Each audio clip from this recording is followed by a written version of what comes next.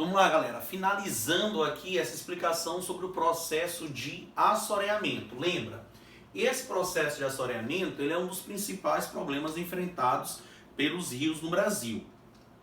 Esse assoreamento ele é o entupimento do rio. Não esquece disso, como é que o rio vai ficar entupido? Devido a uma grande quantidade de areia, de sedimentos caindo dentro do rio, provocado principalmente pela retirada da chamada mata-galeria ou mata ciliar. O que a gente tem que lembrar é que essa mata-galeria ou mata ciliar, ela é uma APP, ela é uma área de preservação permanente. Então, teoricamente, é uma área que não deveria ser alterada, é uma área que deveria ser protegida de maneira permanente, justamente para poder diminuir o processo de erosão. Mas essa mata-galeria ou mata ciliar, ela é constantemente desmatada devido à expansão urbana e industrial e à expansão da agropecuária. Isso retira essa mata ciliar da margem dos rios e acaba aumentando o processo de erosão, o processo de desgaste da margem do rio, provocada pela ação da água da chuva, pela força da água dos rios, aumenta a retirada de sedimentos da margem desses rios e desses sedimentos que acabam caindo dentro do rio e provocando o seu entupimento. Dessa forma, o rio perde potencial de navegabilidade, potencial de pesca, potencial de geração de energia, já que a força da água desse rio vai diminuir tanto que você acaba tendo a deposição desses sedimentos no meio do rio, que é, no caso, a formação dos chamados bancos de areia. E isso, vai acontecer dentro do Brasil em importantes rios, como, por exemplo, o Rio São Francisco e aqui no Maranhão, na área do rio Itapecuru. A nível de Brasil, Rio São Francisco e aqui no Maranhão, no rio Itapecuru. Ok? Esse processo de assoreamento, ele pode ser revertido? Pode. Você tem algumas medidas que podem servir para minimizar ou até mesmo reverter o processo de assoreamento. Como, por exemplo, você retira, você desloca a população que ocupou a margem dos rios, na maioria uma ocupação irregular, você desloca essa população ribeirinha, você faz o replantio dessa área de mata-galeria auxiliar na margem do rio e você draga o rio, você retira o excesso de areia, o excesso de sedimento do fundo desse rio. Seriam algumas formas de minimizar ou até mesmo reverter esse processo de assoreamento. Tudo bem? Vamos para cá agora. Olha só, bacias hidrográficas dentro do Brasil, certo? Quando você fala de uma bacia hidrográfica, você está falando de uma área que é banhada, que é drenada por um rio principal e seus afluentes. Essa área acaba sendo influenciada de maneira muito significativa pela água desse rio principal e desses afluentes, que vai ajudar na navegação, nas atividades econômicas, como por exemplo a pesca, no transporte de pessoas, de mercadorias, e essa bacia hidrográfica, esse rio principal e seus afluentes, acabam sendo de extrema importância para o bom desenvolvimento econômico daquela região.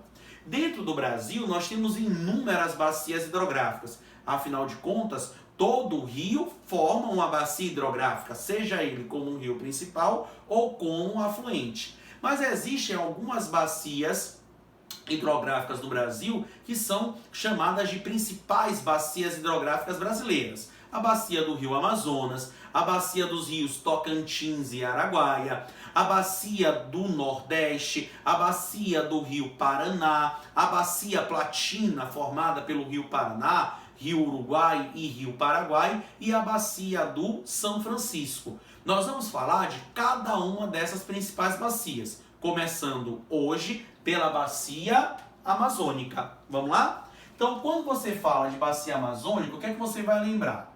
Ela vai possuir o maior potencial hidrelétrico, agora preste atenção, não instalado do Brasil. Presta atenção nisso. A bacia amazônica possui o maior potencial hidrelétrico do país, Por quê? Porque possuem um grande número de rios, rios com um grande volume de água, rios perenes, eles não vão secar porque estão dentro da área de clima equatorial, que tem um grande índice pluviométrico devido à umidade da massa equatorial continental. Como esses rios da região amazônica são rios caudalosos e perenes, o seu potencial de geração de energia é imenso, o maior potencial hidrelétrico do país, certo? No entanto, esse grande potencial, vamos para cá, ele não é instalado, ele não é utilizado. E aí o que é que a gente tem que pegar e raciocinar? Por que que esse grande potencial hidrelétrico, ele não é utilizado, ele não é instalado? Vamos para cá. Primeiro de tudo, olha só, ausência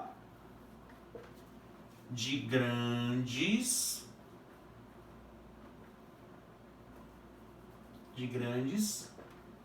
áreas industriais e urbanas nessa porção norte do país.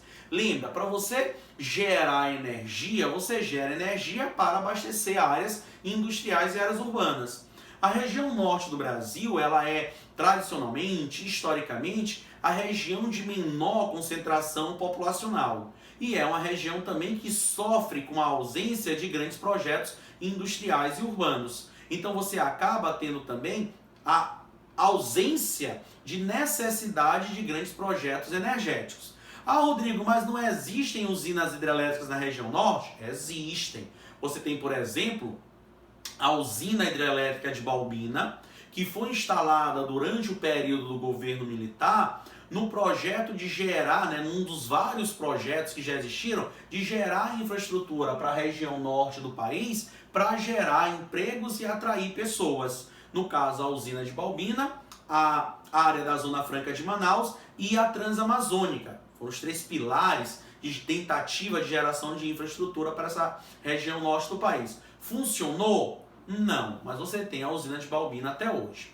Nos últimos anos, você tem a usina hidrelétrica de Belo Monte, que é uma das maiores usinas hidrelétricas do Brasil, junto com Itaipu e Tucuruí, e também uma das maiores usinas hidrelétricas do planeta. Mas ainda não conseguiu gerar energia na sua totalidade, justamente devido à ausência de grandes projetos industriais e urbanos nessa área do país. Outro motivo, vamos para cá,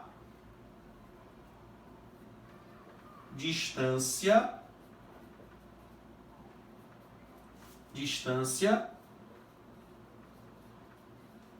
dos centros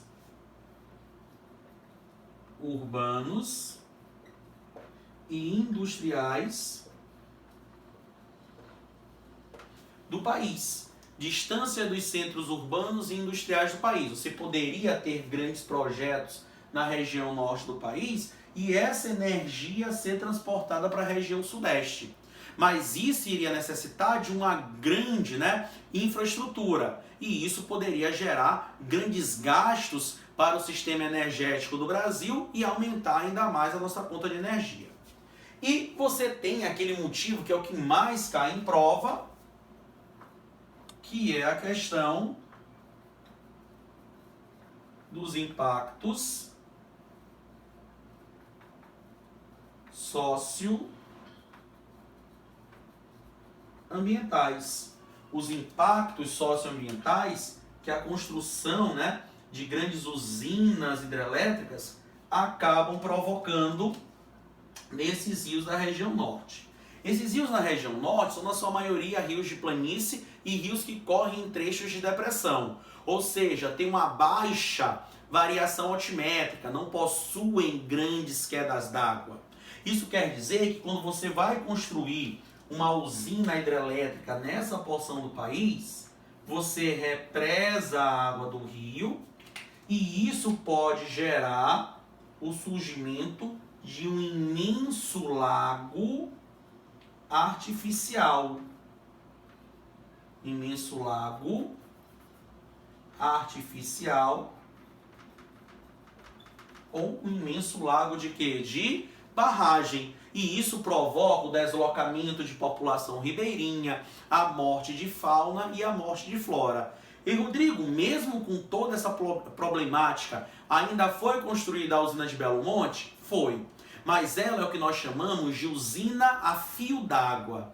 O que quer dizer isso? O represamento dessa área, né, no caso da usina de Belo Monte do rio Xingu, o represamento dessa água foi mínimo. A barragem também foi construída dentro de um limite permitido para que a usina hidrelétrica funcionasse com base na cheia e vazante natural do rio Xingu, justamente para minimizar esses impactos socioambientais. Lembra, uma usina a fio d'água não elimina os impactos socioambientais, só minimiza esses efeitos. Tudo bem? Tudo tranquilo? Beijo grande e fiquem com Deus. No nosso próximo encontro a gente acaba de falar das bacias hidrográficas do Brasil, tá bom? A gente se vê. Tchau!